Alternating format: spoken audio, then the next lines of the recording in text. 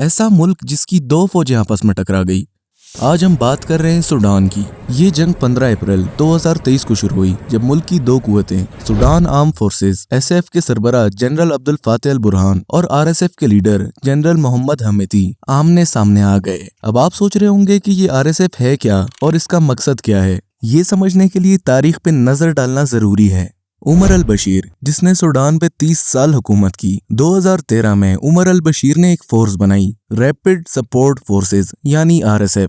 हमीदी के दौर में यही ग्रुप था जिसे पहले एक पार्लियामेंट्री यूनिट के तौर पे डेवलप किया गया था। 2019 में उमर अल बशीर को हटाने के बाद ताकत की तंजीम कॉम्प्लेक्स हो गई। मुल्क की ताकत कुछ हिस्सों में SF के पास और कुछ हिस्सों में RSF के पास आ गई। अब जनरल बुरहान चाहते थे कि RSF को रेगुलर आर्मी में शामिल कर दिया जाए, लेकिन हमीदी ने इनकार कर दिया और 15 अप्रैल 2023 को ये इनकार खूनखार जिद्दोजहद में बदल गया।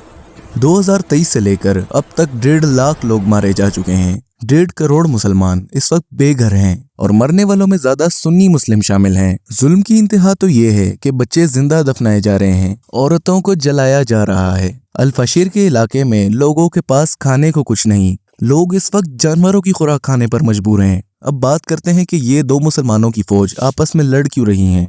2011 में सूडान में सोने और तेल के बड़े ज़खायर दरियाफ्त हुए। साउथ सूडान के नॉन मुस्लिम्स ने अपनी आज़ादी का ऐलान कर दिया और दुनिया की आलमी ताकतों ने इसे एक अलहदा मुल्क मान लिया। लेकिन ये जंग पूरे सूडान को अपनी लपेट में ले चुकी है। दुनिया की आधी आलमी ताकतें RSF को जबकि आधी SF को सपोर्ट कर रही हैं। इनको तो बस सोना और तेल चाहिए और मुसलमान के सामने मुसलमान को लाकर खड़ा कर दिया गया।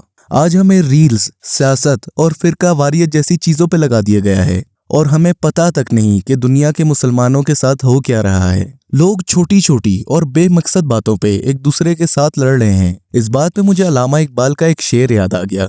इकबाल कहते हैं कि मनफियत एक है इस कौम की, नुकसान भी एक ही सबका नबी, दीन भी, ईमान भी एक, हर में पाक भी, अल्लाह भी, कुरान भी एक, कुछ बड़ी बात थी होते जो मुसलमान भी एक, फिरका बंदी है कई और कई जाते हैं, क्या ज़माने में पनपने की यही बातें हैं।